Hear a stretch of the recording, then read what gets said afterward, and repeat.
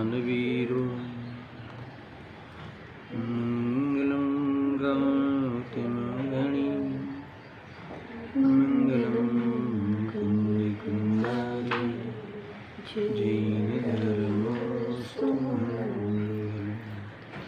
सर्वमंगलमांगल्यं सर्वकल्याणकारकं प्रधानं सर्वधर्मान् जैनं जयतु शाश्वतं जैनं जयतु शाश्वतं सर्वव्यापीकचिद्रूप स्वरूपाय परात्मने सोऽप्यलब्धि प्रसीदाय ज्ञानानन्दात्मने आत्मरूपयरूपमरूपं याहिनखे भवसिन्धुतरो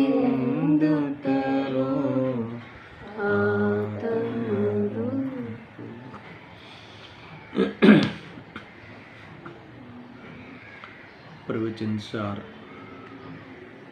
ज्ञान अधिकार की अंतिम गाथाओं का दौर चल रहा है। कल 49 और 51 दो गाथाएं विशेष स्वाध्याय हुआ था। आचार्य जयसिंह देव ने इस ज्ञान अधिकार की अंतिम गाथाओं में 47, 48, 49, 50 और 51 ये 5 गाथाओं का एक स्थल बनाया और 52वीं गाथा एक उपसंहार के रूप में अलग से इन्होंने गिनाई है। तो इस 5 गाथाओं की विशेष महानता इन्होंने रजू की है और ये कहा कि इन गाथाओं में जैसे 47 नंबर की गाथा में केवल ज्ञान की प्रशंसा की, तो 3 काल के पदार्थों को अर्थात लोकालोक के पदार्थ को, त्रिकालवर्ती पदार्थों को युगपद जो जानता है वह ज्ञान दिव्य है, वह ज्ञान प्रशंसनीय है, वह स्वभाव पर्याय है। और तुरंत बाद 48 और 49 गाथा में बहुत खुलासा किया, इसीलिए जो सबको नहीं जानता वो एक को भी नहीं जानता, और जो एक को नहीं जानता वो सबको नहीं जानता। यानी नास्तिकपूर्वक ये 2 गाथाओं की चर्चा यहाँ की। इसको अस्थिपूर्वक ऐसा कह सकते हैं कि जो इसको सर्व का ज्ञान हो, यानी जो सबको जानता हो वही अपने एक को जानता है, और इसमें और जो एक को जानता है वो सबको जानता है। देखो आचार्य देव ने 48 गाथा की उस उत्थानिका मेरे उस टीका में थोड़ा विशेष खुलासा किया कि जो सबको जानता है वो तो एक को जानेगा ही ना। सुनना यहाँ पे, जो सबको जानता है तो उसमें एक तो जानना आ ही जाएगा, पर इन्होंने एक में फिर स्व लिया कि जो सबको जानने वाला ज्ञान, केवल ज्ञान की मुख्यता से केवल ज्ञान की महिमा है। तो सबको जानने वाला केवल ज्ञान अर्थात जो ज्ञान सबको जानने रूप परिणमित होता है, वही ज्ञान अपने आत्मा को संपूर्ण प्रदेशों को प्रदेश प्रत्यक्ष और संपूर्ण पर्यायों को जान सकता है। और बीच में ये बात इन्होंने खास कही कि भले वो अगर सबको नहीं जानता हो तो एक को भी नहीं जानता। तो इसमें कहा कि भले वो आत्मा का अनुभवी हो, तो सबको जानने वाला तो आत्मा का अनुभवी होता ही है, मगर ऐसा भी कोई जीव होता है कि सबको नहीं जाने मगर आत्मानुभवी हो। इसलिए टीका में ये विशेष करके लिखा कि अगर भले वो सबको जानने वाला नहीं हो, भले वो आत्मा का अनुभवी हो, तो भी अपने आत्मा को, स्वयं के आत्मा को परिपूर्ण रूप से नहीं जान सकता। यानी केवल ज्ञान ही सबको परिपूर्ण त्रिकालवर्ती पर्यायों के साथ जान सकता है, ये बात इन्होंने कही। और 49वीं गाथा में इसी प्रकार से आत्मा को ज्ञाता बताया, ज्ञान से अभिन्न वो ज्ञाता है। और जो कोई ज्ञाता, जो कोई जीव अपने आत्मा का अनुभव रूप परिणमन करता है, तो अनुभव में यही लिया कि स्वानुभव प्रत्यक्ष, प्रदेश प्रत्यक्ष संपूर्ण पर्याय को जानने रूप आत्मा का अनुभव करता है।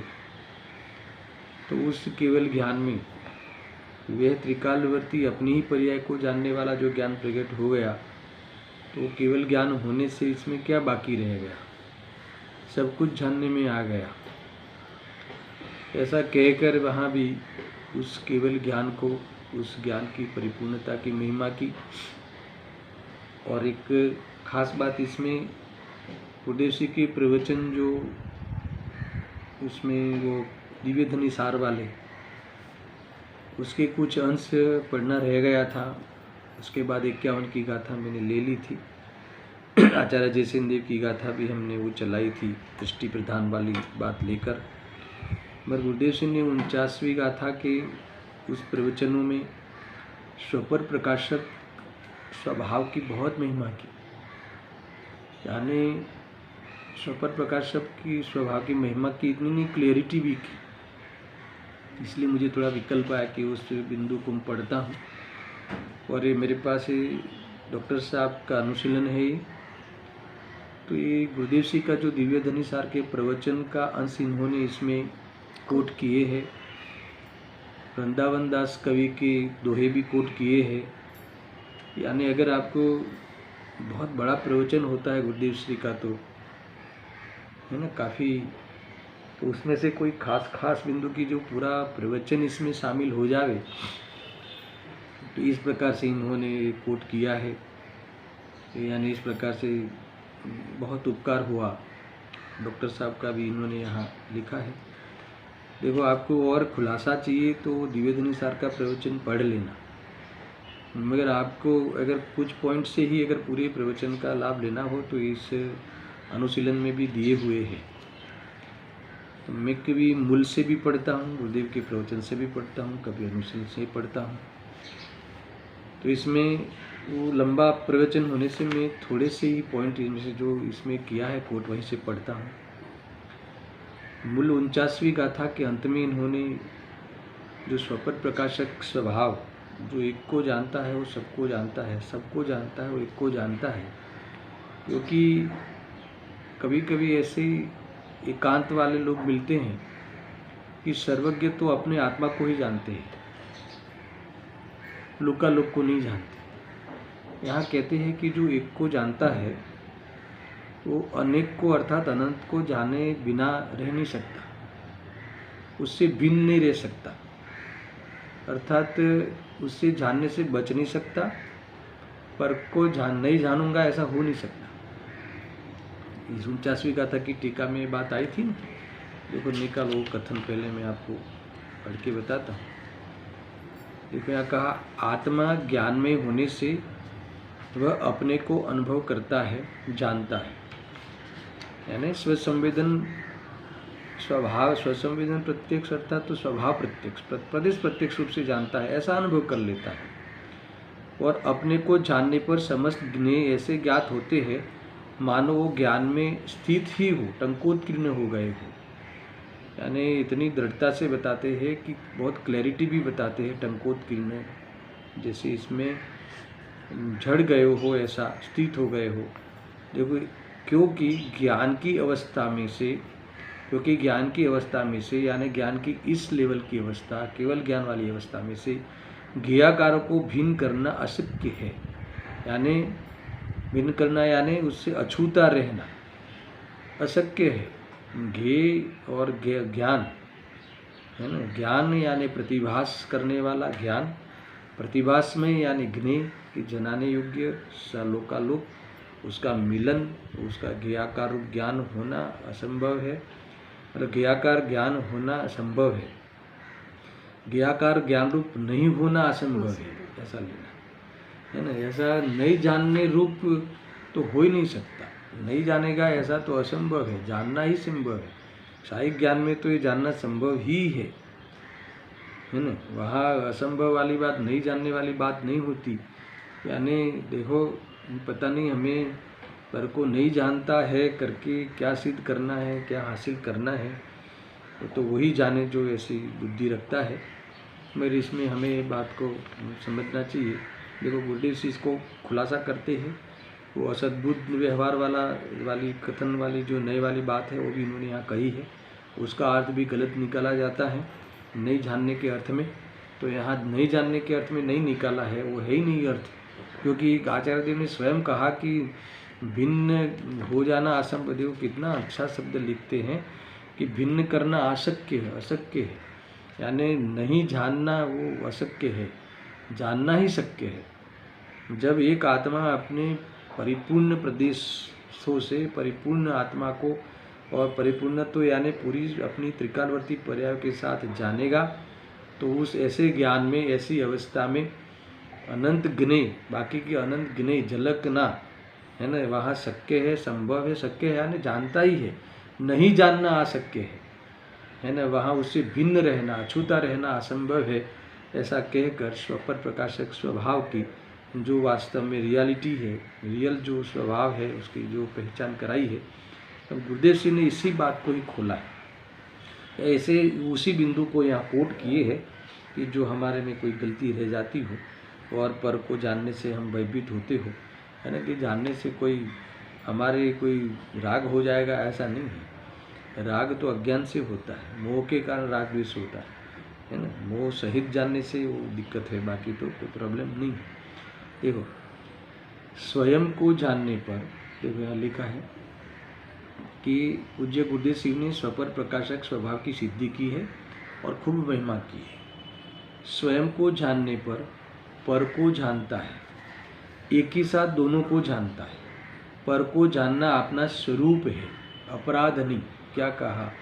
पर को जानना अपराध नहीं है, स्वरूप है ना। ज्ञाकार रूप ज्ञान का होना वो उसका कार्य है, समझना। देखो, हमें वो स्वपर प्रकाशक, तो पर प्रकाशक में पर शब्द आता है तो हमें गलत फहमी हो जाती है। पर देखो, ये जो प्रधानमंडल होता है ना, प्रधानमंडल में उसमें एक गृह मंत्री होता है और एक विदेश मंत्री होता है। तो गृह मंत्री होता है वो भी स्वदेशी होता है, और विदेश मंत्री होता है वो भी स्वदेशी होता है। देखो, विदेश मंत्री कहा जो विदेश संबंधी कार्य की जांच रखता है, करता है, विदेश संबंधी हमारा संबंधी वह कार्यक्रमों का वो ख्याल रखता है। तो इसका अर्थ ये नहीं है कि वो विदेशी हो गया, है ना, वो परदेशी नहीं हो गया। वो वास्तव में ये स्वदेशी ही है। जैसे गृह मंत्री भी घर का है, वैसे विदेश मंत्री भी घर का ही है। ऐसा नहीं लेना कि वो विदेश मंत्री यानी विदेशी हो गया, परदेशी। ऐसे ही पर प्रकाशन भी स्वयं का है और स्वप्रकाशक भी स्वयं का है। वो स्वयं का अर्थात तो वो स्व का ही ज्ञान है, ऐसा लेना चाहिए। तो ज्ञान में यहाँ तो एक साथ स्वपर प्रकाशक जितना कम ज्ञेय हो तो भी स्वयं को प्रकाशता हुआ उस ज्ञेय को जानेगा। यहाँ तो केवल ज्ञान की बात है कि सबको जानता हुआ स्वयं को जानता है, स्वयं को जानता हुआ सबको जानता है, ऐसा ज्ञान का स्वरूप ही है। और जो ज्ञान अपने सर्व आत्मा से यानी सर्व प्रदेशों से स्वयं को प्रकाशित, है ना, और अपनी स्वयं की पर्याय त्रिकालवर्ती पर्याय को प्रकाशनीय रूप विकास हो जाए, तो उस केवल ज्ञान का अर्थ ही है कि सबको प्रकाशनीय रूप प्रकाशित हो गया। तो उसमें सबका प्रकाशना नहीं हो, ऐसा नहीं हो सकता, है ना। ऐसा तो अशक्य है, नहीं जानना बने ऐसा अशक्य है। इसलिए ऐसी गलतफहमी निकाल दो कि सर्वज्ञ अपने अकेले आत्मा को ही जानते हैं, पर को नहीं जानते, लोकालोक को नहीं जानते, लोकालोक को व्यवहार से जानते, इसका अर्थ पर नहीं जानते, ऐसा अर्थ मत निकालना। वो वाली बात भी आगे आने वाली है। पूरा खुलासा से बात को समझना। देखो क्या कहते हैं कि पर को जानना अपना स्वरूप है ना, वो अपराध नहीं है। पर को जानने रूप लोकालोक को जानता है, उस ज्ञान में ज्ञान मटेरियल है। वो जो उस रूप परिणमा है उसमें मटेरियल कौन है? ज्ञान ही है। वो ज्ञान का ही परिणमन है, समझ में आया ना, वो ज्ञान में ही उस ज्ञाकार रूप फलित होने का वास्तव में कार्य है, उसका अपना निजी कार्य है, अपना स्वाभाविक शुद्ध कार्य है, वो अशुद्ध कार्य नहीं है, शुद्ध कार्य है। अगर वो एक को जाने और एक को नहीं जाने तो ज्ञान खंडित हो जाएगा। ज्ञान का ऐसा स्वरूप ही नहीं, परिपूर्णता ही वही है कि स्व पर प्रकाशन। इसलिए मैं बहुत समय से ले रहा हूँ कि स्व को जाने, स्वयं को जानता हुआ पर को जाने, पर को ग्रहण नहीं करे, पररूप होवे। ऐसा स्व पर प्रकाशन स्वभाव जीव मात्र का है। जो ऐसे स्वभाव को पहचान लेना, अनुभव कर लेना, आंशिक प्रकट कर लेना, वो ज्ञानी है।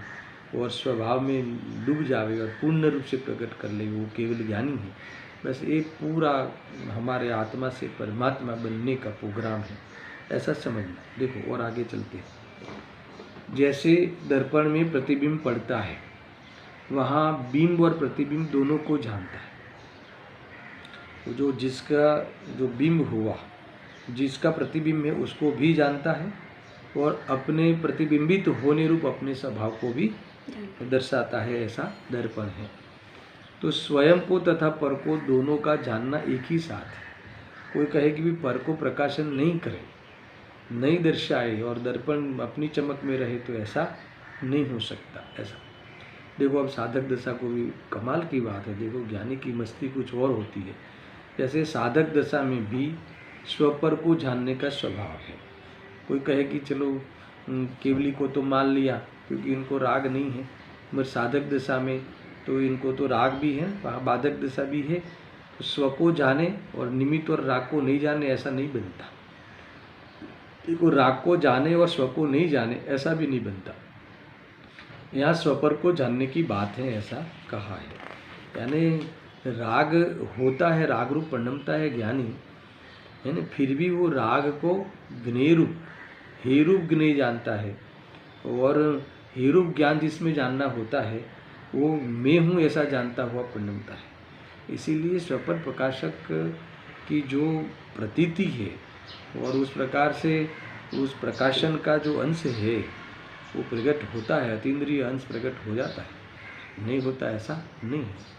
देखो वह ज्ञान स्वयं को जानते हुए पर को जानता है, दोनों को युगपत जानता है। कोई कहे कि उसने आत्मा को जाना और पर को नहीं जाना, तो यह बात झूठी है। ये गुरुदेव जी के प्रवचन की बात है। देखो प्योर दर्पण में आम दिखाई देता है, वह दर्पण की स्वच्छता दिखाई देती है, वह प्रतिबिंब।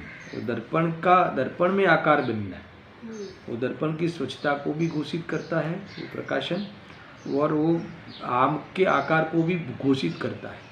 तो ऐसे स्वपर प्रकाशन है, स्वपर दर्शाना, वो दर्पण का अपना स्वभाव है। ऐसे ज्ञान का जैसे बिंब और प्रतिबिंब एक साथ है ना, वैसे ही स्व का ज्ञान और ज्ञेय का ज्ञान एक साथ होता है। साधक ऐसे केवल ज्ञान की प्रतीति करता है। बहुत बड़ी बात आ गई है ना। केवल ज्ञान में तो ऐसा परिणमन है, और साधक ऐसे ज्ञान की प्रतीति करता है। ज्ञान का ऐसा स्वरूप, इसलिए डरता नहीं है ना। राग जानने में आ जावे तो मैं रागी होगा ऐसा अनुभव नहीं करता। वो जानने में आने लायक ज्ञेय है ना, हे रूप है वो, इसकी दृष्टि तो सम्यक है ही। और जानने में आने पर कोई ज्ञान मलिन हो जाएगा, अथवा जानने में आने से आत्मा रागी हो जाएगा। अपना मानने पर भी आत्मा तो रागी नहीं होता, अपने मानने पर आत्मा का लाभ नहीं होता, मगर आत्मा तब भी रागी नहीं होता। अरे अपना मानता हुआ वो जब परिणमता है, वो भी तो ज्ञान जानता ही है। यानी ज्ञान में तो जानने रूप ही परिणमन होता है, तब भी यह ज्ञान ज्ञायक रूप ही रहता है, मगर वो मानता नहीं, इसीलिए वो लाभ उसे होता नहीं। तो बस इतना है। मगर ज्ञानी का ज्ञायक शुद्ध है तो अज्ञानी का भी ज्ञायक शुद्ध है ना। ज्ञानी राग को राग रूप जानता है, ज्ञानी को अज्ञानी के ज्ञान में भी राग जानने में आता है, मगर वो जानता हुआ अनुभव नहीं करता। समझ में, वो भी वास्तव में ज्ञान राग का ज्ञान ही होता है, मगर वो राग मेरा है ऐसा मानने रूप ज्ञान को भूलता है, वो भूल होती है। इसलिए सारी बातें हाँ एक पंक्ति में इतने भाव भरे हैं। जो केवल ज्ञान का स्वरूप जानने से अपना स्वरूप भी ऐसा ही है ऐसी प्रतीति कर ले, तो वो केवल ज्ञान जैसा अनुभव करता है, जैसा उसको आत्मिक सुख प्रकट हुआ है, सदाकाल के लिए हुआ है, इनके आंशिक प्रकट हुआ है और परिपूर्ण रूप से प्रकट होने वाला है। देखो जो अपनी पूर्ण पर्याय को नहीं जानता तो वह सर्व को नहीं जानता, वो गाथा का मूल विषय है। और जो सर्व को नहीं जानता वह अपनी पूर्ण पर्याय को नहीं जानता, एक समय में केवल ज्ञान पूर्णतः स्वपर को जानता है। देखो इसीलिए यहाँ केवल ज्ञान, सकल ज्ञान की, एक देश ज्ञान की बात नहीं है, यहाँ सकल ज्ञान की मुख्यता से वो गाथा में लिया था कि सर्व को जानता है तो वो अपने आत्मा के प्रदेशों को और अपनी त्रिकालवर्ती पर्यायों को, एक द्रव्य को भी बाकी नहीं रखता।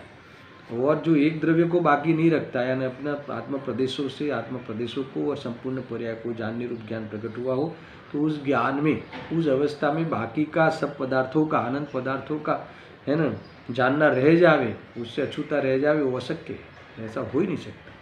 तो इसका अर्थ है कि स्वयं को जाने, यानी संपूर्ण पर्याय के सहित जाने, वो सबको जानता ही है। यानी बहुत बार मैं कह रहा हूँ कि ऐसा मत लेना कि केवली भगवान, सर्वज्ञ भगवान अपने आत्मज्ञ ही है, सर्वज्ञ नहीं है, ऐसा मत समझना। आत्मा को जानने की अपेक्षा आत्मज्ञ है और सर्व को जानने की अपेक्षा से सर्वज्ञ है। ऐसे हमारे भगवान, हमारे अरिहंत भगवान होते हैं। देखो अभी वो है ना, वो लोकालोक को व्यवहार से जानने वाली में लोग ऐसा निकालते हैं, कोई अज्ञानी लोग ऐसी बात निकालते हैं कि लोकालोक को व्यवहार से जानते हैं, इसका अर्थ की नहीं जानते हैं। तो ऐसा नहीं लेना है ना। देखो वैसे तो केवल ज्ञान की पर्याय को भी व्यवहार कहा, अरे ध्यान को भी व्यवहार कहा। जब दृष्टि के विषय को मुख्य करना हो ना, तो केवल ज्ञान की पर्याय भी बहिर्तत्व नियम सार में कहा। तो क्या केवल ज्ञान की पर्याय नहीं है? ज्ञान का पूर्ण विकास वहाँ नहीं है? अरे चलो तुम केवल ज्ञान को, अभी तुम्हें ऐसा लगता हो कि वो हमें तो बहिर्तत्व, मगर आत्मा का ध्यान करने वाली सम्यक दर्शन की पर्याय, आत्मा को ध्येय अनुभव करने वाली पर्याय है ना, रत्नत्रय की सारी पर्याय वो क्या है ना, प्रकट करने रूप भले उपाधि हो, मगर दृष्टि के विषय में नहीं होने से वो वास्तव में आत्मा की कहना, वो उसको आत्मा की कहना व्यवहार है, उस ओर से आत्मा को जानना व्यवहार है। क्यों? क्योंकि वो वास्तव में सादी अनंत काल वाली, सादी शांत और केवल ज्ञान आदि सादी अनंत काल वाली पर्याय है, और मैं तो अनादि अनंत पदार्थ हूँ। यानी दृष्टि का विषय जब खड़ा होता है तब इस सारी वास्तव में स्वाभाविक पर्याय को भी क्या कहते हैं, व्यवहार के विषय वस्तु में डाल देते हैं। तो क्या वो नहीं है? इसका अर्थ है वो नहीं है? ऐसा नहीं है कि वो नहीं है, ऐसा केवल ज्ञान को व्यवहार से कहा, व्यवहार ने के विषय की वस्तु कहा, असद्भुत व्यवहार। क्योंकि असद्भुत क्यों कहा है वो सब मैं थोड़ी देर में बताता हूँ। और व्यवहार कहने का अर्थ क्या है, नहीं जानना तो अर्थ नहीं निकलता उसका। सबसे पहले लिख लो, ये पहले हमें तो इतना ही साबित करना है। देखो भगवान तो लोकालोक को जानते हैं, वह व्यवहार से है, और व्यवहार अभूतार्थ है। देखो इसीलिए केवल ज्ञान का पर को जानना अभूतार्थ है, ऐसा कौन कहता है? अज्ञानी कहता है। देखो उद्देश्य के शब्द में, ये कोई किसी विद्वान ने कहा हो ऐसी बात नहीं है। देखो फिर से पढ़ता हूँ, भगवान लोकालोक को जानते हैं, यानी वह व्यवहार से है, अथवा व्यवहार का कथन है। और व्यवहार कैसा है? अभूतार्थ है, असत्यार्थ है। इसलिए केवल ज्ञान पर को जानता है, वो अभूतार्थ है, ऐसा कोई अर्थ निकाले तो वह गलत है, अज्ञानी है। समझ में? परंतु पर संबंधी ज्ञान स्वयं का है, स्वपर प्रकाशक ज्ञान स्वयं का स्वभाव है। केवल ज्ञान लोकालोक को तन्मय होकर नहीं जानता, इसीलिए केवल ज्ञान पर को व्यवहार से जानता है, ऐसा कहा जाता है। अपने में तन्मय होकर जानता है, जैसे आत्मा को जानता है आत्मा में तन्मय होकर, ऐसे ही आत्मा में तन्मय होकर लोकालोक को जानता है। इसीलिए वहाँ लोकालोक को जानना व्यवहार कहा, मगर नहीं जानता ऐसा अर्थ नहीं निकलता। अपने में से तन्मय होकर जानता है, इसलिए स्व को निश्चय से जानता है, ऐसा कहा है। और पर को तन्मय होकर नहीं जानता, इसलिए व्यवहार से उस रूप नहीं हो जाता। मगर नहीं जानता, व्यवहार का नहीं जानता, ऐसा नहीं निकाला। और असद्भुत क्यों कहा? असद्भुत का अर्थ इसीलिए है कि वो अपनी सत्ता में नहीं है ऐसे पदार्थों को भी नहीं बनाता, इसलिए असद्भुत। व्यवहार इसीलिए कि उस पदार्थों की ओर से ज्ञान का परिचय कराते, इसलिए व्यवहार। और दूसरा व्यवहार इसीलिए कि उसमें तन्मय नहीं होता, तन्मय हुए बिना जानता है, तन्मय नहीं होकर जानता है, इसलिए व्यवहार।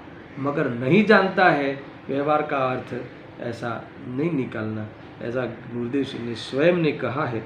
और कोई व्यक्ति को एक उल्टा अर्थ निकलता हो तो अर्थ अपना सुधार लेना चाहिए, अपनी सोच सुधार लेना, यही अपने को वास्तव में हमारा जीवन वही पवित्रता है।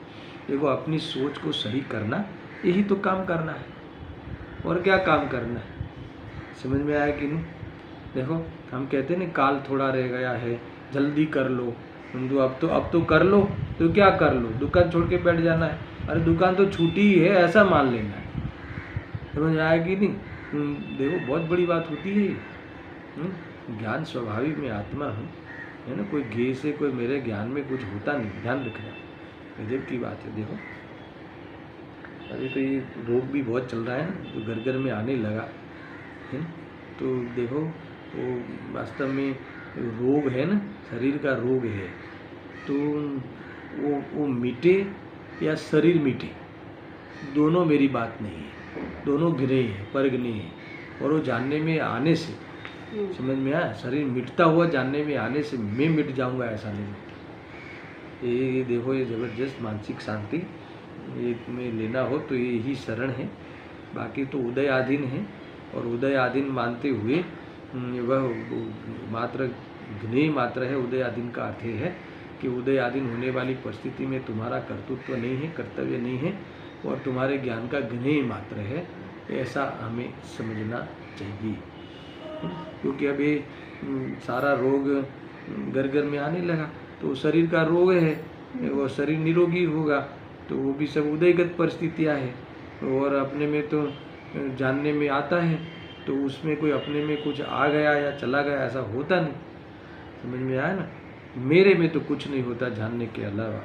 अगर ये बात अगर हमारे है ना ध्यान में आ जावे, अगर हमारी इस अपने शुद्ध उपादान पे दृष्टि चली जावे, तो सब चीज़ों का समाधान है, सारी व्यग्रता का समाधान है।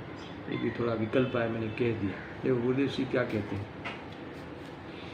अभी और एक बात कही है, जबरदस्त बात कही, तथा कोई कहे कि ज्ञान सविकल्प है और विकल्प का अर्थ दोष है, इसलिए ज्ञान में दोष है, तो यह भी भूल है।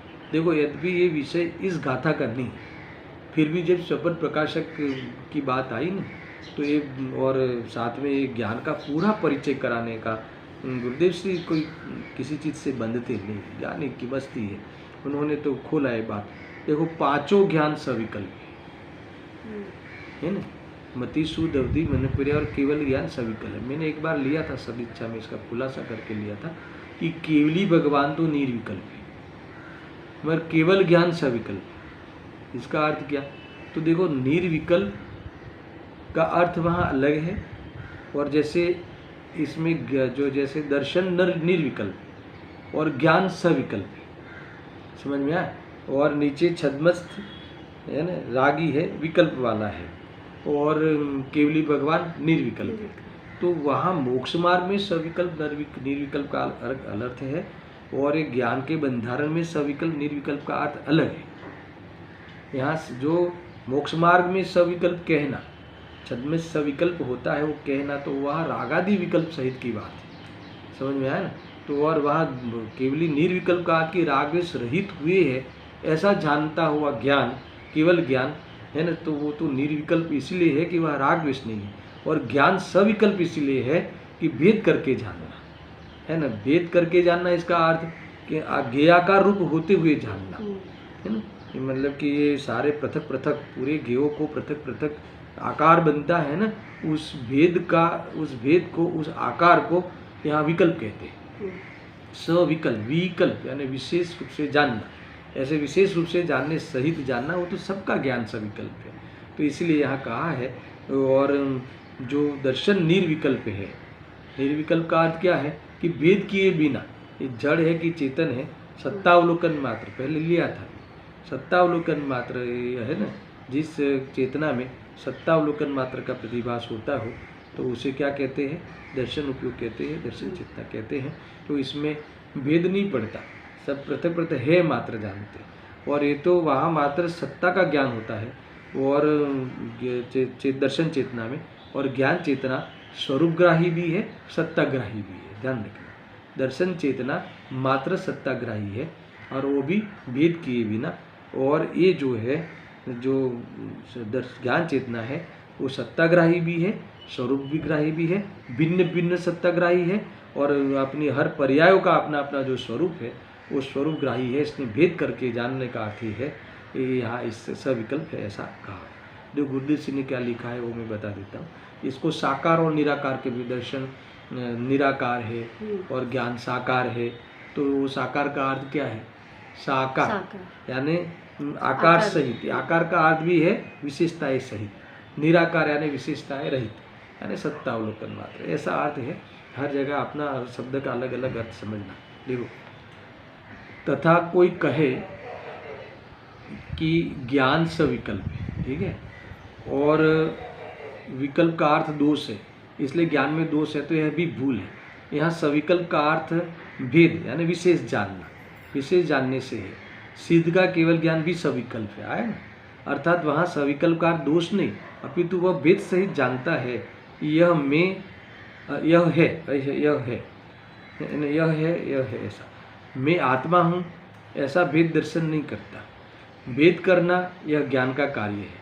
ज्ञान सर्व पदार्थों के द्रव्य गुण पर्याय को भेद करके जानता है, इसलिए वह साकार है।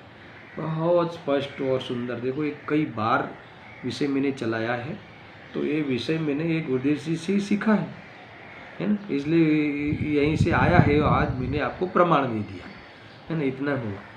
देखो, यदि आत्मा पूर्ण पर्याय को नहीं जाने तो वह अनंतों को नहीं जानता है ना। अपनी ही पूर्ण पर्याय को नहीं जाने यानी केवल ज्ञान, स्वयं केवल ज्ञान, अपने केवल ज्ञान रूप परिणमित होता हुआ नहीं जाने, तो फिर अनंत को कैसे जानेगा? तो एक जानने में आए तो दूसरा जानने में नहीं आए, ऐसा नहीं होता।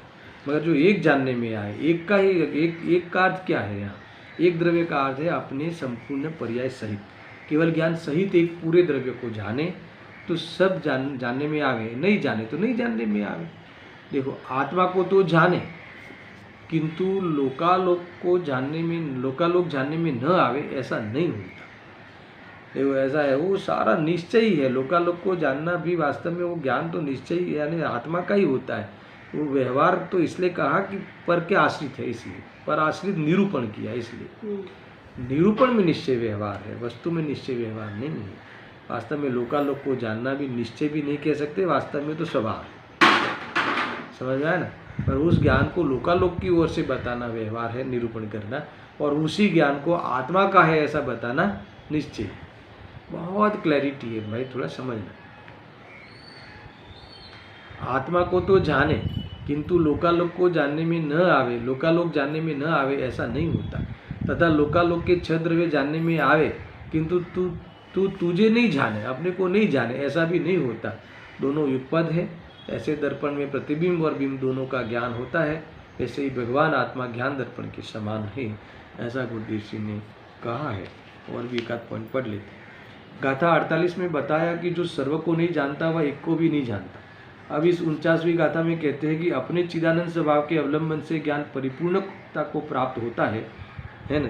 परिपूर्णता शब्द डाल दिया। परिपूर्णता को नहीं जानता तो वह सर्व को भी नहीं जानता। यानी इस परिपूर्णता का अर्थ है, देखो, प्रत्यक्षता की बात बहुत जगह पे आई है ना, इसलिए मैंने प्रदेश प्रत्यक्ष वाली बात यहाँ कही है। इसमें छिपी हुई बात है, इसलिए खोली है ऐसा। यह जैन शासन का महारहस्य पूर्ण स्वरूप है। देखो, और गुरुदेव जी क्या कहते हैं कि तेरा स्वभाव ज्ञान है। जो स्वभाव है वह अपूर्ण अधूरा नहीं होता। देखो, एक को जाने और सबको न जाने तो अधूरा रहेगा।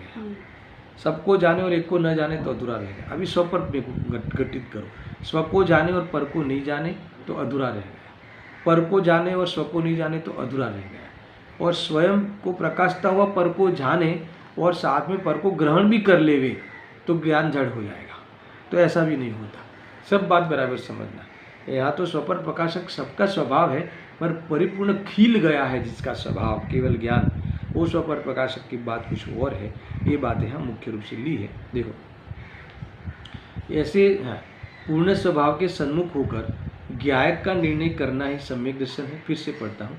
यह जय शासन का महारहस्य पूर्ण स्वरूप है। क्या रहस्य है?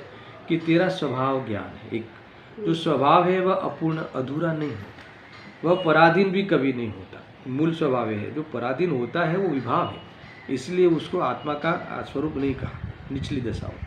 पर ऐसे पूर्ण स्वभाव के सन्मुख होकर ज्ञाय का निर्णय करना ही सम्यक दर्शन है। अब एक ज्ञाय का निर्णय होता है, स्वपर प्रकाशक स्वभाव का निर्णय हो तो कितनी बातें निर्णय होती है। देखो, क्रमबद्ध का निर्णय, सात तत्व की श्रद्धा, स्वपर भेद विज्ञान और सर्वज्ञ का निर्णय इसमें आ जाता है। गजब की बात। जो एक चैतन्य स्वरूप का निर्णय करता है, मैं ज्ञान स्वरूप हूँ ऐसा निर्णय करता है ना, जानना मेरा स्वभाव है ऐसा निर्णय करता है, तो उस जानने में सब ज्ञेय आते हैं, तो ये ज्ञेय आते हैं तो वो मेरा स्वभाव है ऐसा निर्णय करता है। तो इसमें स्वपर प्रकाशक का निर्णय हुआ, स्वपर भेद विज्ञान का निर्णय हुआ। इसमें पररूप में होता नहीं और मैं पर में जाता नहीं, ये बात भी आगे, इसलिए स्वपर का भेद विज्ञान भी हुआ। और जानने में आता है तो सबको जानने का स्वभाव है, यानी त्रिकालवर्ती पर्याय को जानने का मेरा स्वभाव है ना, ऐसा जिसको निर्णय हुआ तो इसमें क्रमबद्ध पर्याय का भी निर्णय हुआ। कितनी बातें आई, क्योंकि त्रिकालवर्ती पर्याय को जानने का स्वभाव है, इसका अर्थ हुआ कि तीनों काल की पर्याय नक्की है, तो वो भी निर्णय हो गया।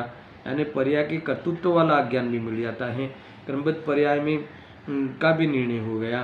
और उसमें सब पदार्थ जानने मात्र ज्ञेय मात्र हैं, और आत्मा है ना, जानने रूप भी है और अनुभव करने रूप भी है, अर्थात मैं हूँ ऐसा अनुभव करने रूप भी है, आश्रय लेने रूप भी है।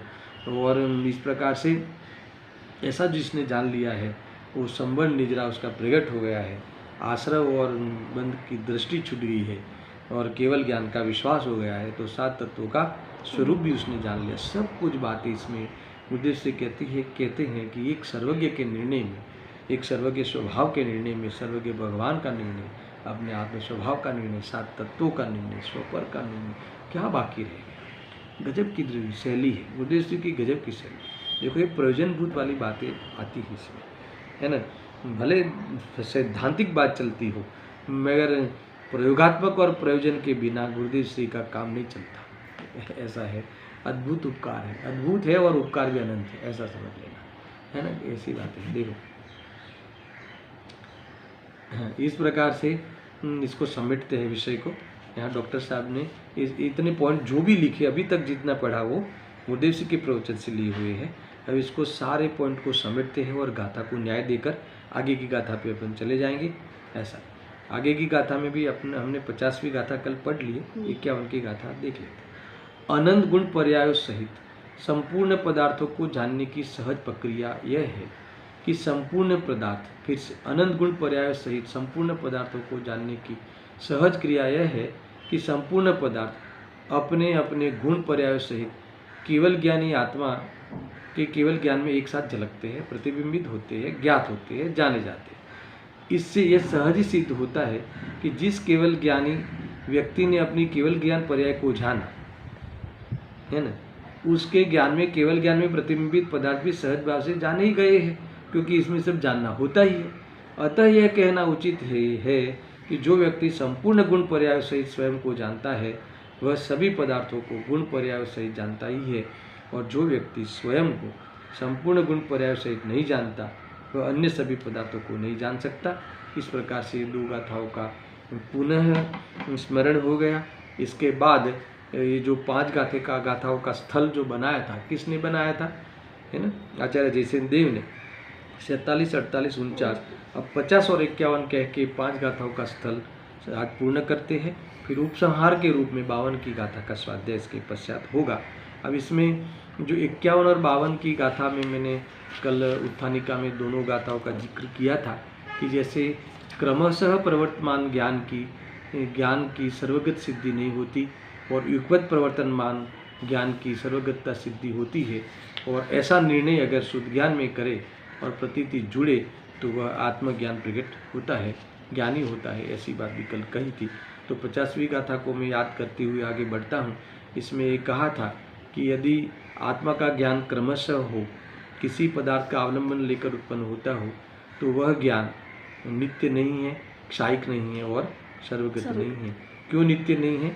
क्योंकि जब ही इंद्रियों के माध्यम से जानना होता है, क्रमशः जानना होने का अर्थ यही है।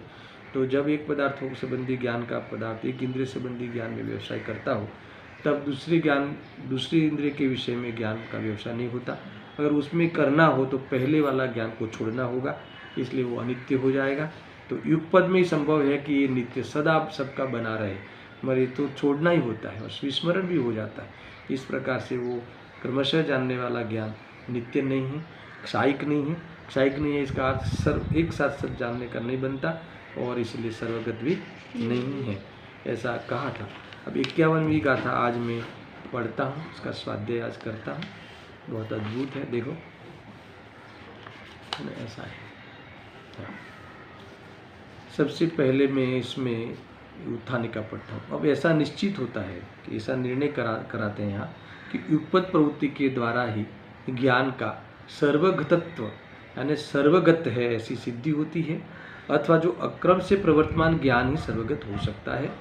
यानी जो ज्ञान अक्रम रूप से प्रवर्तता है, युगपद जानता है, तो ऐसा ज्ञान ही सर्वगत हो सकता है, वही ज्ञान नित्य हो सकता है। नहीं तो एक को छोड़ो दूसरे को जानो, वो ज्ञप्ति परिवर्तन वाला क्रमशः हो गया। ये तो युगपद जानने वाला केवल ज्ञान है, आवरण भी नहीं है, इंद्रियों का अवलंबन भी नहीं है और युगपद जानता है इसलिए नित्य रहा। कि ऐसा नहीं है कि आज गई काल का ज्ञान अभी छूटा और आज का ज्ञान हुआ, ऐसा नहीं है। तीनों काल, आज गई काल और है ना आने वाली कल, सब पदार्थों का एक साथ बना रहता है, नित्य इसका नाम है ना। और इसीलिए अक्रम है यानी वो क्षायिक रूप से है और सर्वगत, ऐसा कहने वाले। देखो नित्य विषम विध विध सकल पदार्थ गण सर्वत्र नो, जिन ज्ञान जाने युग पदे महिमा होए ज्ञान नो। बहुत बढ़िया है। तीनों पढ़ते हैं आज टीका में, अनुवाद भी पढ़ते हैं, टीका भी पढ़ते हैं, भावार्थ भी पढ़ते हैं, है ना। फिर से समाप्त करते हैं। देखो तीनों काल में सदा विषम है ना, यानी त्रिकालवर्ती। सदा विषम का अर्थ क्या है? रूपी अरूपी सब असमान जाति है, रूपी भी हो या अरूपी भी हो, यानी सदा विषम असमान जाति की, फिर सर्व क्षेत्र की, है ना, अनेक प्रकार की समस्त पदार्थों को जीन देव का ज्ञान, अरिहंत भगवान का ज्ञान यानी केवल ज्ञान एक साथ जानता है। अहो ज्ञान का महात्म्य, देखो कैसा महात्म्य है ना, विचित्रपना है ना। बहुत बड़ी बात है कि तीनों काल में, और मेन तो बात यह है कि जानते हुए भी 52 की गाथा में उपसंहार में बहुत कहने वाले हैं कि जानते हुए भी दुखी नहीं होते, बंद नहीं होता, मलिन नहीं होता ज्ञान, वो मूल बात वहाँ करने वाले हैं। देखो वास्तव में क्षायिक ज्ञान का सर्वोत्कृष्टता का स्थानभूत परम महात्म्य है। यानी वो ये क्षायिक ज्ञान क्यों महात्म्य है इसकी बात यहाँ बताते हैं। देखो और जो ज्ञान एक साथ ही समस्त पदार्थों का अवलंबन लेकर, अवलंबन है निमित्त बनाकर लेकर प्रवृत्ति करता है, वह ज्ञान अपने में समस्त वस्तुओं के ज्ञेया का टंकोत्कीर्ण न्याय से स्थित होने से जिसने नित्यत्व प्राप्त किया है और समस्त व्यक्ति को प्राप्त कर लेने से जिसके स्वभाव प्रकाशक क्षायिक भाव प्रकट कर किया है, ऐसा त्रिकाल में सदा विषम रहने वाले, असमान जाति रूप से परिणमित होने वाले और अनंत प्रकार के कारण विचित्रता को प्राप्त संपूर्ण सर्व पदार्थों का के समूह को जानता हुआ, अक्रम से अनंत द्रव्य चित्रकाल भाव को प्राप्त होने से जिसने अद्भुत महात्म्य प्रकट किया है, ऐसा सर्वगत ही है। पूरा एक ही पंक्ति है, शायद समझाने की जरूरत नहीं है, फिर भी मैं बताता हूँ, है ना। ये ज्ञान एक साथ ही यानी समस्त पदार्थों का अवलंबन लेकर प्रवृत्ति करता है। वह ज्ञान यानी समस्त ज्ञेय को जानने रूप, जो अपने ज्ञान में समस्त ज्ञेय निमित्त बनते, समस्त को जानता है, वह ज्ञान कैसा है?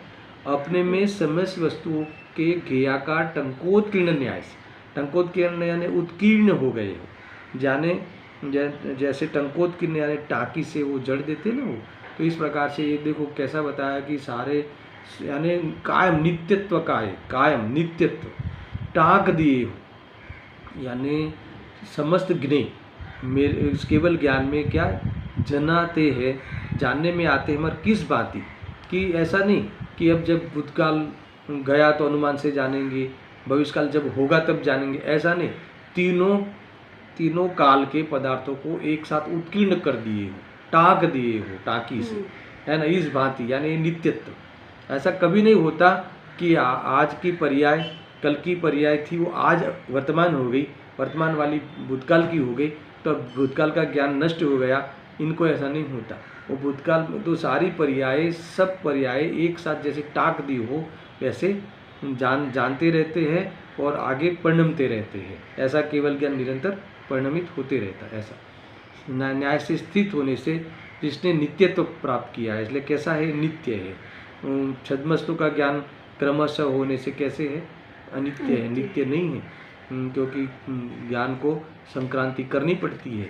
ये भले वो केवल ज्ञान दूसरी पर्याय आवे, मगर सब पदार्थों में गेयों में संक्रांति नहीं करनी पड़ती। एक गे को जाने फिर छोड़े फिर दूसरे को जाने, ऐसा नहीं होता। और समस्त व्यक्तियों को, है ना, व्यक्तियों को प्राप्त कर लेने से एक क्षायिक ज्ञान का लक्षण बताया, जिसने स्वभाव प्रकाशक क्षायिक भाव प्रकट कर लिया है ना। स्वभाव प्रकाशक का स्वभाव ही है सबका, तो प्रकट कर लिया होने से त्रिकाल में, है ना, किया है। ऐसा त्रिकाल में सदा विषम रहने वाले, यानी क्या, रूपी रूपी अरूपी अरूपी, जो 6 जाति के 6 जाति रूप रहने वाले, ऐसा समझ लो। और अनंत प्रकारों के कारण, यानी अनंत पर्यायों के, विचित्रता को धारण करते ना, कारण विचित्रता को प्राप्त संपूर्ण सर्व पदार्थों के समूह को जानता हुआ, है ना, अक्रम से अनंत द्रव्य क्षेत्रकाल भाव को, यानी द्रव्य क्षेत्रकाल भाव को एक साथ जानता हुआ होने से अद्भुत महात्म्य प्रकट कर लिया है।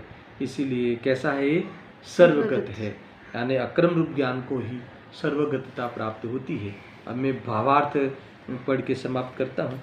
उपसंहार के रूप में कल 52 की गाथा अद्भुत है, उसका प्रारंभ करेंगे, उसका स्वाध्याय करेंगे और सुख अधिकार को भी कल प्रारंभ करेंगे। देखो भावार्थ, अक्रम से प्रवर्तमान ज्ञान एक गे से दूसरे गे प्रति नहीं बदलता, है ना, इसीलिए नित्य है, ख्याल में आया। और अपनी समझ शक्तियों के प्रकट हो जाने से क्षायिक है। ऐसे अक्रमिक ज्ञान वाला पुरुष ही सर्वज्ञ हो सकता है। सर्वज्ञ के इस ज्ञान का कोई परम अद्भुत महात्म्य है। अब इसमें खुलासा करने की जरूरत नहीं है, टीका में विस्तार किया था। अब मैं आचार्य जयसेन देव की जो टीका है वो भी मुझे विकल्प है, कल वो थोड़ा उसके कुछ एक बात खास आई है। मैं आपको प्रश्न बता देता हूँ कि ये जो सर्वज्ञता की इतनी चर्चा करते हैं, देखो मैं पढ़ ही लेता हूँ, आज ही तो वो काम कंप्लीट हो जाए। इसमें है, बहुत बड़ी बात कही है, चैन नहीं पड़ेगा, मैं नहीं बताऊँगा। तो देखो, ये एक साथ संपूर्ण पदार्थों को जानने वाले ज्ञान से सर्वज्ञ होते हैं। ये आपने बहुत गाथाओं से ये बात को कहते आए, प्रशंसा करते आए, मगर ये जानकर हमें क्या करना चाहिए? ये सर्वज्ञ भगवान सबको जानते हैं, केवल ज्ञान सब जानने रूप परिणाम, हमें क्या लाभ है? तो ये बात जाने बिना विषय पूर्ण नहीं होता, इसलिए मैं पढ़ लेता हूँ। देखो कि अज्ञानी जीवों के चित्त को, इनका हुबहू इनके समझ लेना, मूल में पढ़ लेना। अज्ञानी जीवों के चित्त को चमत्कृत करने के कारण परमात्मा भावना को नष्ट करने वाले जो ज्योतिष, समझ, अज्ञानी जीवों को कहाँ प्रभावित हो जाते हैं? ज्योतिषों से प्रभावित हो जाते हैं, मंत्रवाद से, रस सिद्धि आदि, यानी एक देश ज्ञान रूप क्षौक्षम ज्ञान है, ये सब क्षौक्षम ज्ञान है, उससे क्या हो जाते हैं? ये वास्तव में, जो फिर से पढ़ता हूँ, अज्ञानी जीवों के चित्त को चमत्कृत करने के कारण परमात्मा भावना को नष्ट करने वाले, यानी ये कोई थोड़ा कुछ बतावे, भविष्य बतावे, तो ये क्या कर लेता है ना, उससे इम्प्रेस हो जाता है, तो अपने आत्मा का ऐसा मेरा सबको जानने का स्वभाव है वो भूल जाता है, तो अपनी परमात्मा भावना, आत्मा की दृष्टि करना छूट जाता है, ज्ञान स्वभाव की दृष्टि करना छूट जाता है, और ज्योतिषों के पीछे पड़े रहता है। और ज्योतिषी अभी के वर्तमान के पंचम काल के तो लाभ भी ले लेते हैं कि चलो हमने आपका भविष्य जाना और हम बदल भी सकते हैं करके इसको अन्य जगह पे वो लगा देते हैं। देखो, तो ये परमात्मा भावना को नष्ट करने वाली ये जो है ना अज्ञानी की चेष्टा है, ज्योतिषवाद, मंत्रवाद, रस सिद्धि आदि एक दिश ज्ञान रूप क्षौक्षम ज्ञान है, वो तो क्षौक्षम ज्ञान है, तो केवल ज्ञान तो बहुत बड़ी रुद्धि है, ये सब ज्ञान तो कुछ नहीं इसके सामने, है ना, ये सच्चा है फिर भी कुछ नहीं है। भाई जी जो अब थोड़ा जाने इसमें प्रभावित हो जाते हैं तो सबको जाने, और वो ऐसा स्वभाव मेरा है और साधने से प्रकट होता है, तो ये कितनी बड़ी महिमा आ जावे, है ना। तो इसीलिए केवल ज्ञान की महिमा बताते हैं। यानी वो ज्योतिषवाद आदि वो सूक्ष्म ज्ञान तत्संबंधी आग्रह छोड़कर तीन कालवर्ती संपूर्ण वस्तुओं को एक साथ यानी प्रकाशित करने वाले अविनश्वर अखंड एक प्रतिभास में सर्वज्ञता की उत्पत्ति का कारणभूत संपूर्ण रागादि विकल्प जाल रहित सद शुद्धात्मा से अभेद रूप ज्ञान की भावना करनी चाहिए। ये क्यों बताया, या जो जब भी तुम्हें पता चले कि ऐसे सर्वज्ञता कहाँ से आती है, तो क्या अपने आत्मा से आती है। अगर ये बात हमें ख्याल में आ जावे तो कितनी बड़ी बात होती है ना। ऐसी बातें यहाँ मैंने कही है। आगे पढ़ूँ क्या, पढ़ लेता है ना, थोड़ा टाइम है, आकुलता नहीं होनी चाहिए। देखो यहाँ क्या कहते हैं कि ये जो मंत्रवाद रस्सी दिया थी एक देश ज्ञान रूप सूक्ष्म ज्ञान है, तत्संबंधी आग्रह छोड़ देना चाहिए, क्योंकि केवल ज्ञान की इतनी महिमा बताई है।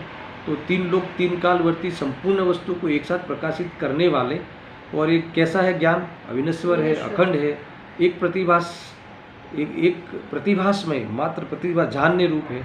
ऐसे सर्वज्ञता की उत्पत्ति का जो कारणभूत कौन है, हमारा ज्ञायक भाव यहाँ याद किया गया है।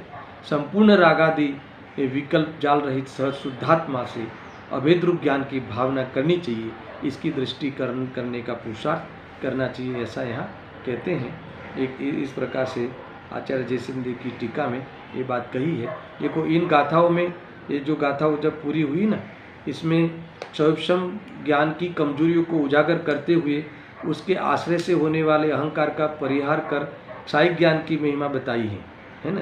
ये सब नित्य नहीं है, क्रमिक है, ये सब है ना ऐसा, क्योंकि अनंत अतीन्द्रिय सुख की पूर्णतः प्राप्ति एकमात्र क्षायिक ज्ञान वालों को ही होती है। इसीलिए एक बात यहाँ है। और अंतिम बात अब यहाँ कहते हैं, यहाँ सूक्ष्म ज्ञान संबंधी 3 कमजोरियाँ को उजागर किया गया है। कहा गया है कि केवल ज्ञान के समान वह नित्य नहीं है, क्षायिक नहीं है और सर्वगत भी नहीं है, इसलिए वह सभी को नहीं जान सकता, संपूर्ण पर्याय को सहित अपने को भी नहीं जान सकता। अनित्य होने से आज जितना ज्ञान हमें है कल भी उतना ही रहेगा, उसकी कोई गारंटी नहीं है। और एक बार केवल ज्ञान हो जाता है वो फिर कभी जाता नहीं है, अनंत सादी अनंत काल रहता है।